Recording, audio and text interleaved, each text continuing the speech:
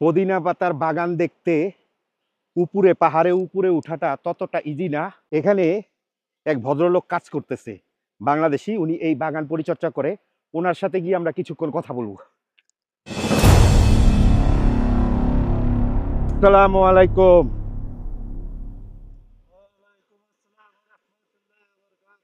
ভালো আছেন?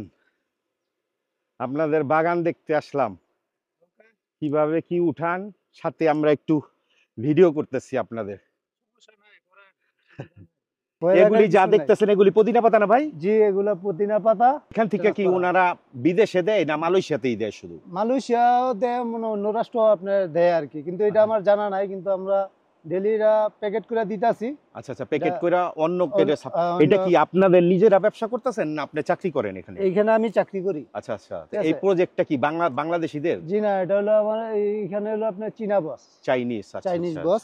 আচ্ছা আচ্ছা, তো এখানেই থাকেন, নিচের ওই ঘরেই থাকেন? জি, আমরা নিচের ঘরে। নিচে যে ওই সাইডটা যে দেখলাম বেগুন গাছ, ওগুলি কি আপনাদেরই?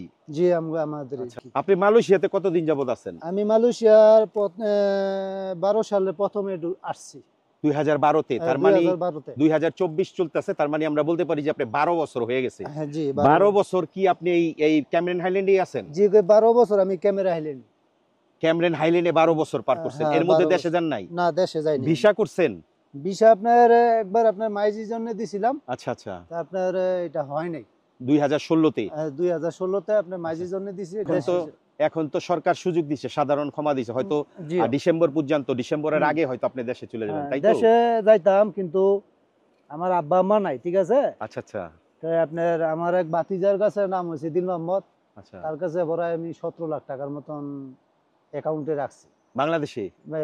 এই দেশের টাকা আমি মালাই রিঙ্গিত হিসাব করে টাকা দিছি, ওর কাছে 17 লাখ টাকা টোটাল হইছে। এখন অস্বীকার যাইতাছে। বিয়ে শাদী করছেন দেশে? যে বিয়ে শাদী করি নাই। তার মানে আপনি একা? জি, আমি একা। আপনার চাচতো ভাই এই টাকাগুলি আত্মসাৎ করে দিল? চাচতো ভাই না, এটা হলো আপনার আমার পাড়াবসী, আপনার আমার এই ভাতিজা আর কি, বাল্যকালের বন্ধু আর কি। বন্ধুর কাছে টাকা জমাইছিলাম। এখন মানে 12 বছরের টাকা ওনার কাছে 17 লাখ টাকার মতো জমাইছি। এখন উনি অস্বীকার করতেছে। এখন খুব একটা প্রাশনের ভিতরে আছি, টেনশনে আছি, তারপরেও কর্ম করতেছি। আপনি কি বাংলাদেশে ওনারে যে টাকাটা পাঠাইছেন, এটা কি কোনো রিসিটের মাধ্যমে পাঠাইছেন? না না, ও আপনার ইয়ার ব্যবসা করে, হুন্ডির ব্যবসা করে। আচ্ছা আচ্ছা, হুন্ডির ব্যবসা করে, তো আমার দেশের মানুষ। আচ্ছা, পাশাপাশি বাড়ি। তো আমার যখন আমি আসি তখন আমার কিছু টাকা ধার দিছিল, তো আমি ওগুলো দিয়ে দিছি। তারপরে চিন্তা ভাবনা করলাম যে আমার তো আর বিশ্বাসী কেউ লোক নাই। জি জি, আমার যখন আসি বাংলাদেশেতে মালয়েশিয়া, তখন আমাকে আমার ফ্যামিলি অনেক উচ্চ ধরনের। আচ্ছা, তো তাদের সাথে বেশি একটা মিশি নেই, কেন তারা পয়সা আপনার আমার হেল্প করে নেই।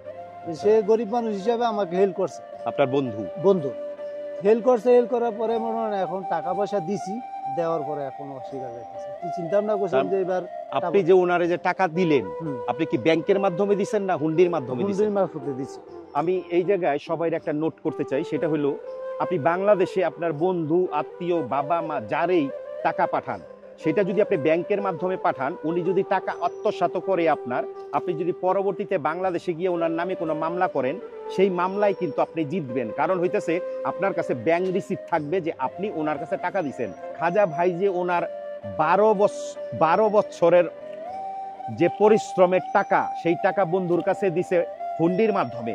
আমরা এখানে এই কথা বলতেছি না যে আপনি হুন্ডিতে পাঠান কিংবা ব্যাংকে টাকা পাঠান। আমি জাস্ট আপনাদের এতটুকু নোট করতে চাই যে আপনি এই জিনিসটা নোট করেন, টাকা যারেই আপনি দিবেন সেইটা যেন আপনার কাছে প্রপার ডকুমেন্ট থাকে।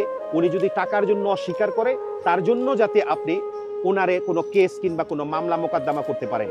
আমরা এই বাইরে জিজ্ঞেস করবো তে ওনার কাছে টাকার বাবদে আপনি আর কোনো বিচার সালিশ কোনো কিছুর মধ্যে যান না? এখন আমি কোনো কিছু করতেছি না। কি কারণে বলতাছি না, এখন এটা আমি প্রবাসে থাকতাছি।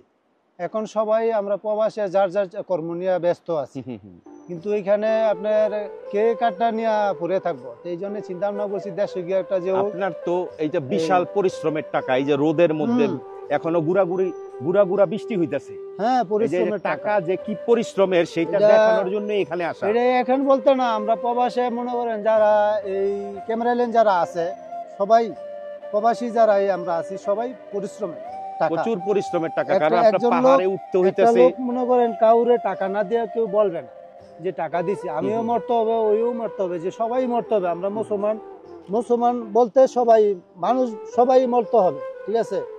উপরে একজন আল্লাহ আছে, এটা বিশ্বাস রাখতে হবে যে আমার উপরে সৃষ্টিকর্তা আছে, ঠিক আছে। আমার একদিন মরণ সাত গ্রহণ করতে হবেই, আজ মরি কাল মরি। তাহলে ওনার কাছে এখন টাকা চাইলে উনি সরাসরি অস্বীকার করতেছে যে তুমি আমারে কোনো টাকা দেও নাই, তাই না? অস্বীকার যায় না, কিন্তু আপনার ফোনে পাই না। এরপরে আপনার এই টাকা পয়সা যে দিছি, এখন বলতেছে যে দিচ্ছি দিমু, একটা প্যারাশিনের ভিতরে আছে, যার কারণে আপনিও দেশে যাইতেছেন। আমিও দেশে চাইছিলাম যে এইবারে। আপনার এখন বয়স কত? 30-35 হবে। 35 হবে। 35 বছর বয়সে একজন মানুষের 12 বছরের পরিশ্রমের টাকা কেউ মেরে দেউক, এটা কেউই দুনিয়াতে চাইবে না। সবাই চাইবে যে ওনার টাকাটা উনি ফেরত পাক এবং ভালোভাবে দেশে গিয়ে একটা কিছু করতে পারুক। তাই ভাবতেছেন, যদি ভাবেন যে উনি আপনার টাকা ফেরত দিল, দেশে গিয়ে বিয়ে শাদী করে সংসার করবেন? মনে মনে তো কত আশা আকাঙ্ক্ষাই আছে, কিন্তু এখন তো আর আমি। আপনার গ্রামের বাড়ি কোথায়? আমার দেশের বাড়ি হলো আপনার কুমিল্লা। আমার গ্রামের বাড়ি, গ্রাম হইছে আপনার দাউদকান্দি, নতুন চরবেটারা, শান্তিনগর। আচ্ছা আচ্ছা আচ্ছা। 2012 সনে কুমিল্লা থেকে আইসা এই ক্যামেরন হাইল্যান্ডে 12 বছর পার করা আমাদের এই ভাই। আপনাদের আরো দেখাবো, এরকম অনেক আছে ক্যামেরন হাইল্যান্ডে। সাথে ক্যামেরন হাইল্যান্ডে ওনারা যে এত সুন্দর বাগান করতেছে, সাথে সেই বাগানগুলি আপনাদেরকে দেখাবো। ভালো থাকবেন, সুস্থ থাকবেন, দেখা হইব নতুন কোনো ভিডিওতে, নতুন কোনো টপিকে।